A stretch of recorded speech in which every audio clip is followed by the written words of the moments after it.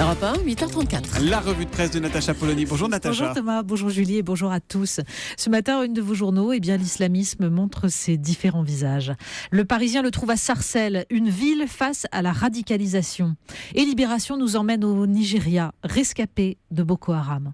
Pendant ce temps, le Figaro s'inquiète. Faut-il avoir peur de la baisse historique des taux d'intérêt ? Et l'Humanité campe toujours place de la République. Nuit debout, la politique prend toute sa place. On commence avec le Figaro et la mer de Chine. Oui, parce qu'en fait, il y a deux sujets d'inquiétude dans le Figaro ce matin. Il y a les taux d'intérêt, je vous le disais, parce qu'ils auraient dû apporter un peu d'oxygène et qu'ils ne l'ont pas fait, démontrant un pessimisme généralisé, une spirale déflationniste.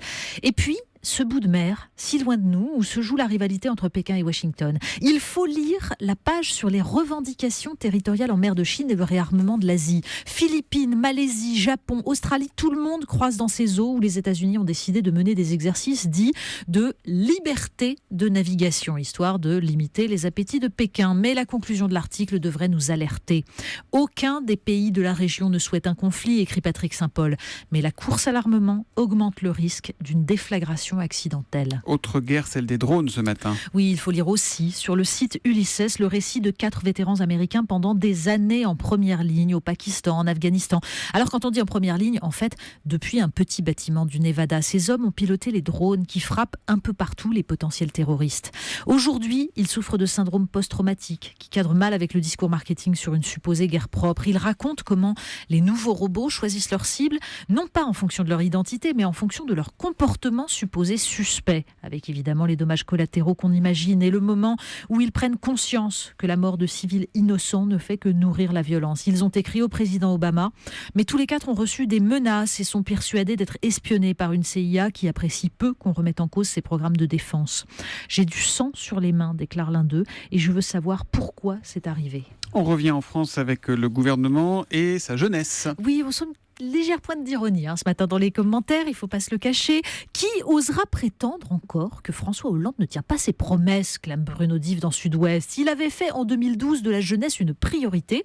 Et voilà qu'en une matinée, le gouvernement cède à toutes les revendications des organisations étudiantes ou lycéennes. Ce n'est plus une négociation sociale, c'est une distribution des prix. Dans le Figaro, on trouve ce chiffre édifiant. 70% des contrats signés en 2015 ont concerné des durées inférieures à 1 mois. La taxation des CDD changera-t-elle quoi que ce soit ?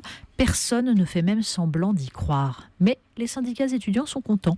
Alors on n'osera pas citer l'article d'Atlantico, un peu narquois, dans lequel un journaliste raconte comment William Martinet, président de l'UNEF, l'a appelé pour protester contre son précédent papier. Non, il n'a pas mis 10 ans pour obtenir une licence. Mais en effet, après 9 années passées à la fac, il vient de s'inscrire en master.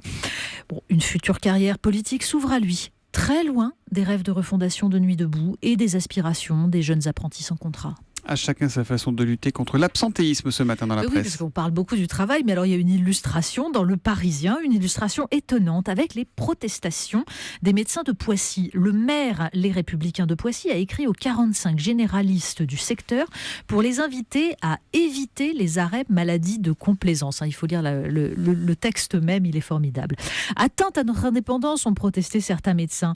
Mais pour le maire, le constat est simple. La suppression en janvier 2014 du jour de carence pour maladie s'est traduit, dit-il, par une hausse de 20% des arrêts en mairie. Et les personnels auxquels un congé a été refusé auraient obtenu aussitôt un arrêt de travail. Coût pour la collectivité, estime-t-il, 2 millions d'euros. Mais quand même, la méthode agace un peu.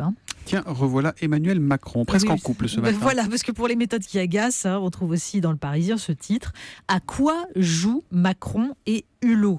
Alors, il y a un ton presque presse people dans cet article. Vous savez, il est question de drague, on se tourne autour, tout en jurant fidélité à l'officiel. Non, Emmanuel Macron n'a pas quitté François Hollande pour Nicolas Hulot. On trouve aussi des termes politiques, ou plutôt politiciens. Convergence, préoccupation partagée, c'est beau. Pour ceux qui cherchent le rapport entre le libéralisme décomplexé du ministre et un authentique projet écologiste, on répondra que l'amour est aveugle, mais que ce sont les Français qui vont trébucher. Vous nous emmenez donc au bistrot à présent pour un éloge du bistrot. Exactement, ça ce sont des chefs-d'œuvre en péril, des monuments de l'identité française. Un article sur le site Causeur rend compte du travail d'un sociologue, Pierre Boisard. Après un livre, Le Camembert, mythe français, il signe La vie de bistrot. Ça, ce sont des vrais sujets. Une étude sur cette forme avancée d'humanité que les algorithmes des réseaux sociaux sont encore incapables de retranscrire ou d'imiter. Sans nul doute, écrit le journaliste Thomas Morales, une société sans bistrot attesterait la fin de notre civilisation. Avec la faillite des idéologies, la mondialisation triomphante, la religion en cartouchière, l'individualisme forcené, le bistrot semble le dernier refuge où l'autre n'est pas un homme à abattre, où l'étranger a un visage. La liberté de causer ou pas avec son prochain, dans un rapport qui n'est pas marchand, tient du miracle absolu. On termine avec le site Slate. Oui, alors je ne sais pas dans quelle rue se trouve votre bistrot préféré. Oh, il y en a plusieurs. Mais le site, oui, heureusement. Le site Slate se lance dans une étude sur l'odonymie. Alors qu'est-ce que c'est un odonyme Je vous l'apprends, c'est l'association entre un nom générique, donc rue, boulevard, place, et un nom spécifique. Jean Jaurès, Magenta, De la Pompe, etc. Voilà. Donc l'étude des noms de rues. Alors vous vous en doutez, parmi les noms propres, le grand gagnant, c'est Charles de Gaulle. Mais essentiellement grâce aux ronds-points et aux avenues. Pour les rues, c'est Pasteur qui arrive en tête. Mais globalement, les gagnants, c'est beaucoup plus les écrivains que les scientifiques. On en parlera à Thierry Breton et à Jean-Pierre Elkabbach. Bon alors, Victor Hugo est champion, mais champion des impasses. Pour un visionnaire, c'est quand même ballot. Mais cela dit, on le rassure, Victor Hugo, les politiques arrivent juste après, et le jour où on cherchera des voix à baptiser du nom de Manuel Valls ou Myriam El Khomri, eh bien, le cher Victor Hugo pourrait être détrôné.